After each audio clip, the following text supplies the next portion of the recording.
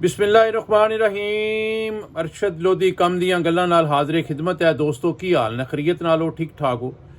अज America तो एक फरमाइश आई है कि जी तुहाडी एक गज़ल सी कि छेती घर नूं आ नी बेगम, वो सुनाओ।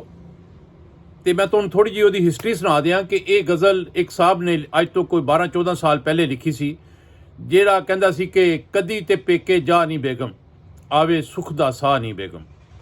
तो ਉਹਦੇ ਮੁਤਬਾਦਲ मैं ये गज़ल लिखी सी। मैनू दुख भी होया सी ਉਹਦੀ गज़ल सुन के कि बेगम दे जान की वजह तो ये सुख दे साह लै रहा है। तो मैं भी अपना पेन फड़िया तो अपनी शायरी का आगाज़ किया तो लिखिया। जिहड़ी गज़ल मैं लिखी वो ज़रा बेगम की हमायत दे विच है। सुनो ज़रा।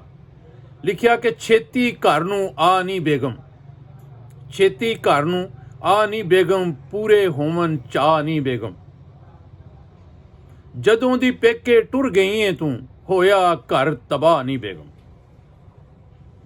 बारों खा खा अक गया वां, बारों खा खा अक गया वां, चुल्हे वांगू तप गया वां। बारों खा खा अक गया वां, चुल्हे वांगू तप गया वां। ठंड सीने विच पा नी बेगम, छेती घर नूं आ नी बेगम। बिरयानी अपने हथी पका के मेज़ दे उत्ते खूब सजा के, बिरयानी अपने हथी पका के मेज़ दे उत्ते खूब सजा के, सलाद भी थोड़ा नाल बना के, दही दे विच रायता बना, दही दा तू रायता बना के, पानी दे विच बर्फां पा के, अपने हत्थां नाल खुआ के।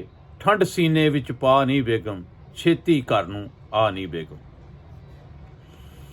अगे लिखिया कि वादा तेरे नाल मैं करना, वादा तेरे नाल मैं करना, बंदे दा हुण पुत्तर बनना।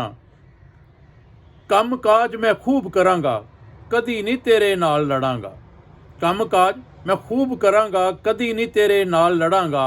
शामो शामी घर वड़ांगा, कदी नहीं राती बाहर रवांगा। ते ठंड सीने विच पा नी बेगम, छेती घर नूं आ नी बेगम। ते दोस्तों मेरी गज़ल, मेरी ये कावश अगर पसंद आई होए लाइक तो शेयर कर दियो, बाकी दोस्तों भी शेयर कर दियो। तो बशरते ज़िंदगी कल फिर एक नवी वीडियो नाल हाज़िर खिदमत होवांगा।